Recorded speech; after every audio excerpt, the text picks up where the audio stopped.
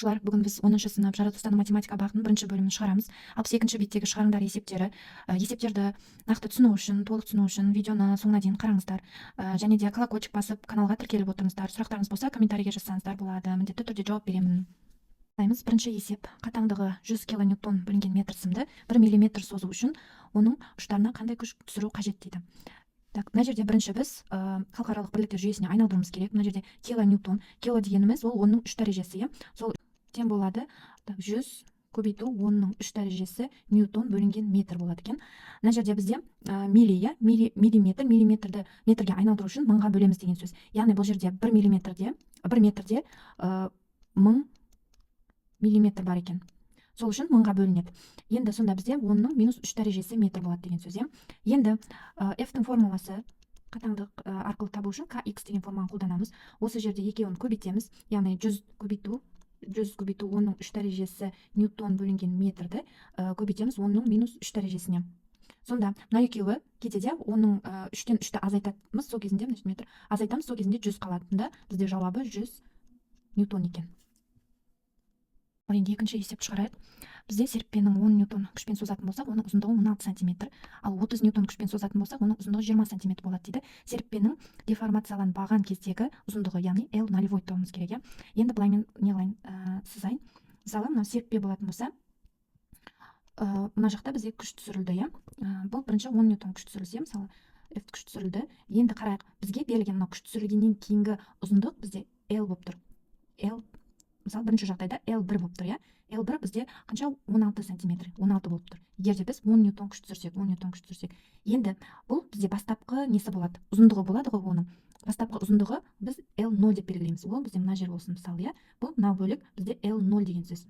Ал күш түсірілгеннен кейін ол қаншаға ұзарды, яғни ол біз x деп белгілейміз формула бойынша, ол бізде x деп белгіленген, x1. Енді қарайық, біз табуымыз керек мынау L0-ді, яғни бастапқы ұзындықты табуымыз керек. Сол бойынша енді формула жазайық.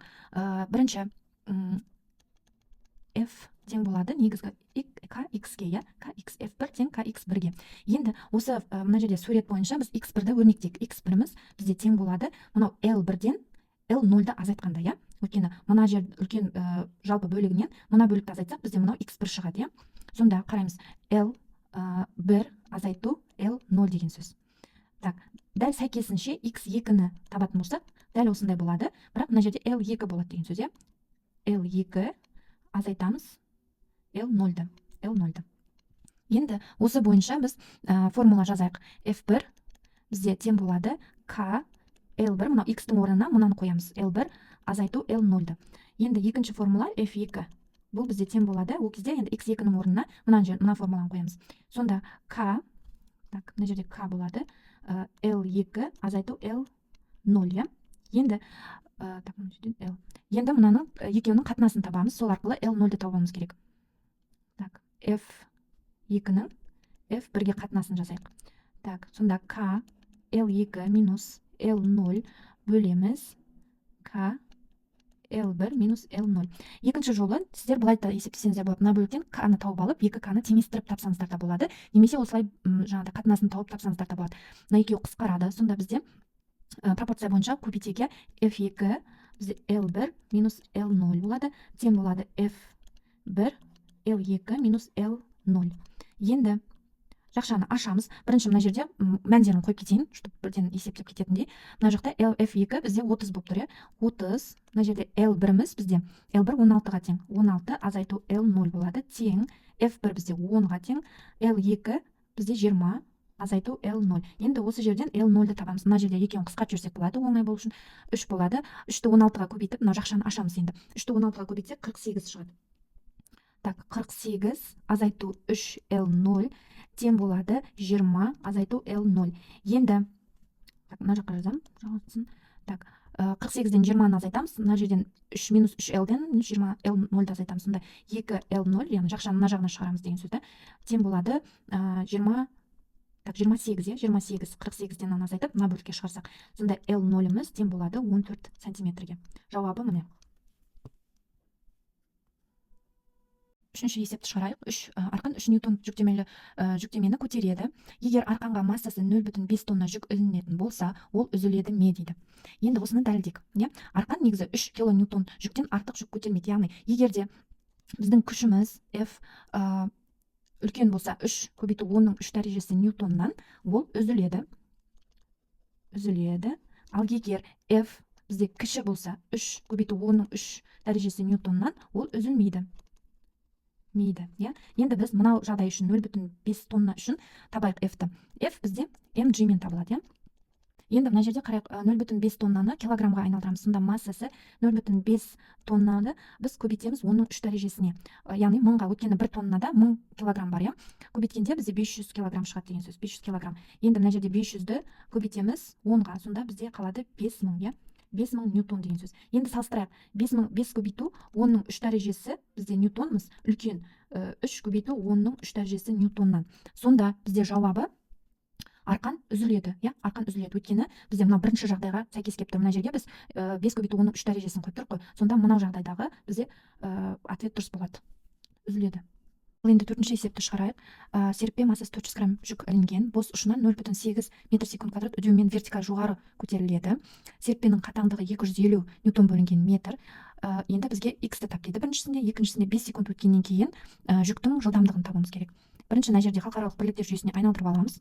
400 грамм бізде килограммға айналдырсақ 0,4 килограмм шығады. Өйткені 1 килограммда 1000 грамм бар. 1000 грамм болғаннан кейін біз 1000-ға нестеміз бөлеміз. Сол кезінде 0,4 килограмм шығады. Енді x-ті табу үшін біз екі формуланы теңестіреміз.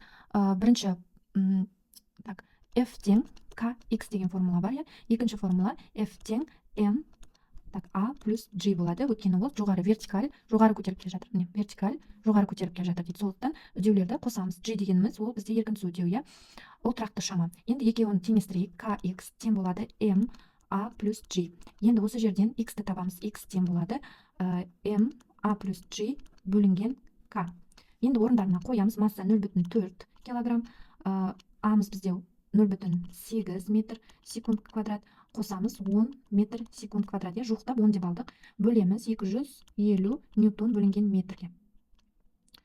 Тең болады бізде 0,017 метр екен. Осыны миллиметрге айналдырсақ, 1000-ға көбейтеміз. Сол кезінде 17 миллиметр шығады екен. Өйткені бір бізде метрда 1000 миллиметр бар. Енді жылдамдықтың формуласы ол бізде а-ға тең. Амыз бізде 0,8 метр секунд квадрат, көбейтеміз т 5 секунд берілген. Значит, 4 екен көбейткенде 4 секунд қалады. Сонда жауабы бізде 17 миллиметр және 4 секунд. Енді бесінші есепті шығарайық. Қатаңдықтары 200 ньютон бөлінген метр және 300 ньютон бөлінген метр серіппелерді алдымен параллель, одан кейін тізбекте қосылған. Енді екеуінің бір-бірінен қанша есе артық екенін көрсетуіміз керек екен, табуымыз керек. Яғни к параллельдің к тізбектегі қатынасы. Енді бірінші к параллель кезіндегі жалпы қатаңдықты тауып алайық. Бұл кезде бізде к1 мен к2-ні қосамыз деген сөз. Яғни 200 ньютон бөлінген метрді қосамыз 300 ньютон бөлінген метрге. Сонда бізде 500 ньютон бөлінген метр болады екен. Бұл параллель кезінде. Енді тізбекте кезінде формула к1 көбейту к2 бөлу к1 қосу к2-ге. Осы формула болады екен. к1 бізде 200, көбейтеміз 300, бөлеміз 200 қосу 300. Екеуін көбейткен кезінде бізде 6 көбейту 10-ның 4 дәрежесі астында 500 болады. Мына жерде 2 нөлмен мына жақта қысқартып жүрсек болады. Сонда 10-ның 2 дәрежесі бөлетін болсақ 1,2 шығады екен. Енді екеуін қатынасын жазамыз. К параллельді к тізбектегі қатынасы бізде болады 500-ді бөлеміз. Мынаны көбейтсек, бірден көбейтіп жүретін болсақ 120 шығады. 120-ға. Сонда тең болады 4,16. Бұл жуық шамамен 4,2 деген сөз. Жауабы осы. Соңғы 6-шы есепті шығарайық. Бізге көлемі 2 метр куб және массасы 7 тонна мүсінді су түбінен баяу жылдамдықпен көтереді. Енді сым арқанның қатаңдығы берілген. Бізге ұзаруын x-ті табуымыз керек екен. Енді былай. Бірінші мына жерде халықаралық бірліктер жүйесіне айналдырамыз. 7 тоннаны килограммға айналдырсақ, бізде 7 көбейту 10-ның 3 дәрежесі килограмм шығады екен. Мына жерде мега, 2,5 мега дегеніміз ол 5 көбейту 10-ның 6 дәрежесі ньютон бөлінген метрге тең. Түсіндірейін, суретін салайық. Осындай судың ішінен, ішінде су бар деп есептейік. Суды ішінен затты жоғары қарай көтеріліп жатыр. затты көтеріп жатыр. Сонда бізде бұл жерде F келу күш болады. Астына қарай бізде mg күш жүреді екен. Заттың өзінің массасымен төменге қарай тартады ғой. Және де Архимед күші. Архимед күші ол жоғарыға қарай. Яғни су мына денені жоғары қарай итереді ғой. Сол кезінде бізде Архимед күші пайда болады екен. Сонда бізде мына жақта қарап тұрсақ 3 күш бар. Енді осы 3 күшті пайдаланып теңдеу жасамыз. 3 күштің азайтындысы барлығының қосындысы, то есть қосындысы 0-ге тең болады. Сонда бізде Kf қосамыз Fa Архимед күші. Өйткені мынау екеуінің бағыты бірдей, сондықтан қосылады. Анау mg, мынау азайтылады. mg бізде азайтылады, өйткені ол төменге қарай бағыттап тұр. Тең болады 0. Енді осыған мәндерін қояйық. К-нікі бізде Ф-ка, яғни келу күшінікі Kx формуласы Kx плюс Архимед күшінің формуласы ρ gv-ға тең екен, азайту mg тең 0. Енді осыны ықшамдап бізге Kx-ті тауып алуымыз керек. Так, К-ның орнына 2,5 көбейту 10-ның 6 дәрежесін қоямыз, көбейтеміз. Так, көбейтеміз x-қа, қосамыз ρ бізде тұрақты шама тығыздық бөлінген метр куб. Так, бұл жерде сонда 10-ның 3 дәрежесі деп алсақ болады. Көбейтеміз 10-ға, көбейтеміз v бізде 2 метр куб, 2 метр куб. Азайтамыз масса 7 көбейту 10-ның минус 3 дәрежесі, плюс 3 дәрежесі. Көбейтеміз 10-ға, көбейту 10 тең 0-ге. Мына жерде 2,5 көбейту 10-ның 6 дәрежесі x тең болады.